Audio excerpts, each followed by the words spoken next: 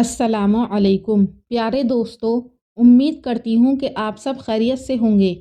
آج کی اس ویڈیو میں آپ کو تابوت سکینہ کے بارے میں بتاؤں گی کہ آپ تابوت سکینہ سے کیا سمجھتے ہیں۔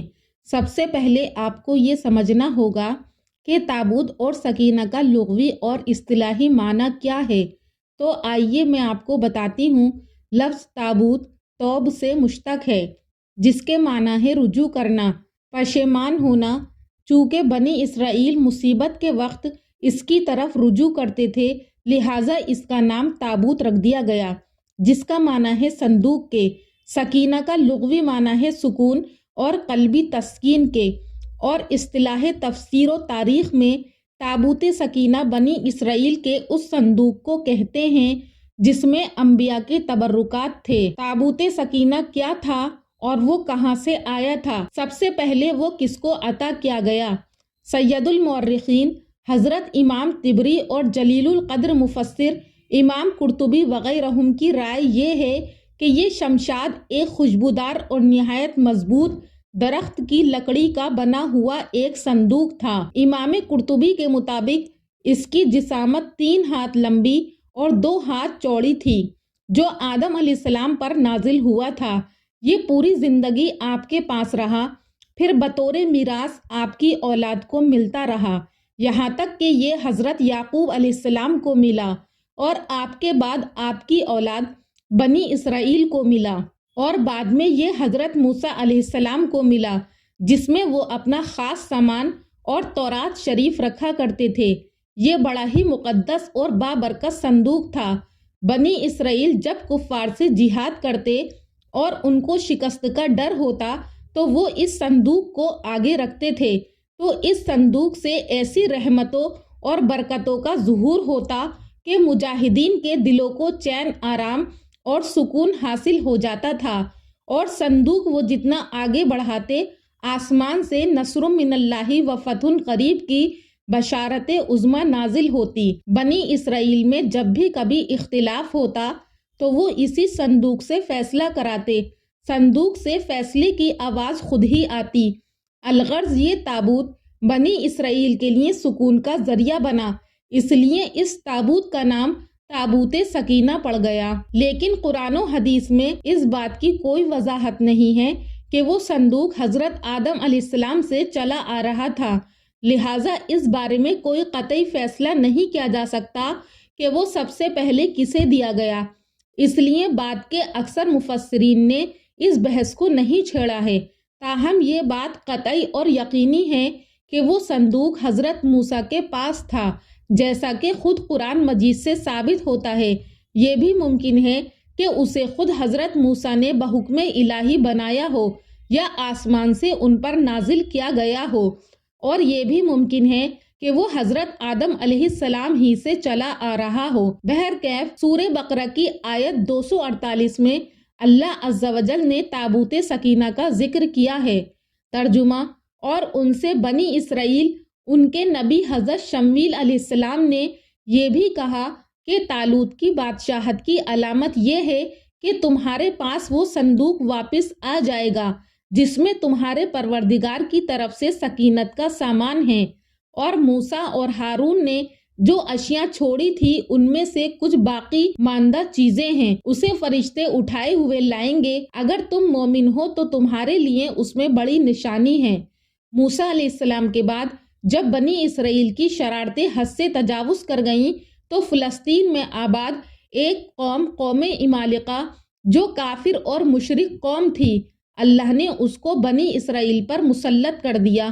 قوم عمالقہ نے بنی اسرائیل کو مارا پیٹا، ان کے شہروں پر قبضہ کر کے ان کے خاندانوں کو غلام بنا لیا، ساتھ ہی وہ بنی اسرائیل سے تابوت سکینہ بھی چھین لے گئے، اور اللہ نے بنی اسرائیل میں نبوت کا سلسلہ بھی منقطع کر دیا۔ مگر کچھ عرصہ گزرنے کے بعد بنی اسرائیل کے کچھ نیک لوگوں کی دعاؤں کی وجہ سے اللہ نے ان کے درمیان ایک نبی مبعوث کیا۔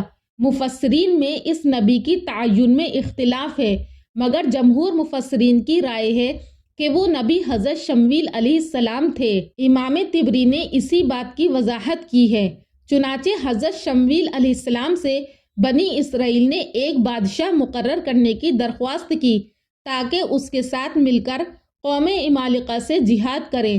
چنانچہ حضرت شمویل علیہ السلام نے بنی اسرائیل کے ایک شریف و صالح اور جسمانی اعتبار سے نہایت قوی شخص حضرت طالوت کو بادشاہ مقرر کر دیا، مگر بنی اسرائیل اپنی عادت کے مطابق نبی کی بات میں نقص نکالنے لگے اور یہ سوال کرنے لگے کہ ہم کیسے مانیں کہ وہ ہمارے بادشاہ ہیں اور ان کو اللہ نے ہمارے اوپر مقرر کیا ہے۔ چنانچہ اللہ عز و جل نے نشانی کے طور پر یہ فرمایا کہ طالوت کی بادشاہت کی علامت یہ ہے کہ ان کے پاس وہ صندوق واپس لوٹ آئے گا جو تم سے چھین لیا گیا ہے۔ مفسرین لکھتے ہیں کہ صندوق کی واپسی کا اللہ نے یہ انتظام کیا کہ قوم عمالقہ پر طرح طرح کی مصیبت نازل کرنی شروع کر دی۔ جب قوم عمالقہ کو یہ احساس ہوا کہ یہ سب مصیبتیں اسی صندوق کی وجہ سے آ رہی ہیں، لہٰذا انہوں نے اس صندوق کو 2 بیلوں پر لاد کر شہر سے باہر کر دیا۔ بحکم الہی فرشتوں نے اس صندوق کو حضرت طالوت کے دروازے تک پہنچا دیا اور اس طرح بنی اسرائیل کو ان کی بادشاہت اور حضرت شمویل کی نبوت کا یقین ہو گیا۔ دوستو، اب آپ کو یہ بھی بتاتی چلوں کہ اس تابوت میں کیا تھا۔ تو دوستو، قرآن میں صرف اتنا ذکر ہے کہ اس میں حضرت موسیٰ اور ان کے بھائی ہارون علیہ السلام کی چھوڑی ہوئی کچھ چیزیں تھیں۔ امام ابن کثیر نے نقل کیا ہے کہ امام ابن جریر نے حضرت عبداللہ ابن عباس سے نقل کیا ہے کہ اس میں حضرت موسیٰ کا عصا اور تورات کی ٹوٹی ہوئی تختیاں تھیں جو آپ کوہ طور سے لے کر آئے تھے۔ امام قرطبی نے لکھا ہے کہ اس میں عصا اور تورات کے ساتھ دونوں نبیوں کے لباس، پگڑی اور آسمان سے نازل ہونے والا من بھی ایک بوتل میں رکھا ہوا تھا، اور حضرت سلیمان علیہ السلام کی انگوٹھی اور نبیوں کے تبرکات موجود تھے۔ پھر وہ تابوت کیا ہوا اور اب کہاں ہیں؟ تو آئیے اس بارے میں جانتے ہیں۔ حضرت موسیٰ علیہ السلام سے ہوتا ہوا وہ صندوق حضرت داؤد علیہ السلام کے پاس پہنچا۔ حضرت داؤد علیہ السلام کے زمانے تک اس تابوت کو رکھنے کے لیے کوئی خاص انتظام نہیں تھا اور اس کے لیے پڑاؤ کی جگہ پر ایک الگ خیمہ لگا دیا جاتا تھا۔ حضرت داؤد علیہ السلام نے خدا کے حکم سے خدا کا گھر بنانا شروع کیا جو عین اس مقام پر ہے جہاں آج مسجد اقصی موجود ہے، لیکن یہ عالیشان گھر آپ کے بیٹے حضرت سلیمان علیہ السلام کے زمانے میں مکمل ہوا اور اس کو ہیکل سلیمانی کے نام سے جانا جاتا ہے۔ اس گھر کی تعمیر کے بعد تابوت سکینہ کو یہاں پورے احترام کے ساتھ رکھ دیا گیا اور اس طرح یہ مقام یہودیوں کا مقدس ترین مقام بن گیا۔ بعد کے زمانے میں ہونے والی جنگوں نے اس ہیکل کو بہت نقصان پہنچایا، لیکن بابل کے بادشاہ بخت نصر نے اس کو مکمل طور پر تباہ کر دیا اور اس کو آگ لگا دی۔ وہ یہاں سے مال غنیمت کے ساتھ ساتھ تابوت سکینہ بھی لے گیا تھا۔ اس تباہی کے نتیجے میں آج اصلی ہیکل کی کوئی چیز باقی نہیں ہے۔ ان تمام تباہیوں کے نتیجے میں تابوت سکینہ کہیں غائب ہو گیا اور اس کا کوئی نشان نہیں ملا۔ یہود آج بھی اپنے ماہرین آثار قدیمہ سے اس کی تلاش کروا رہے ہیں۔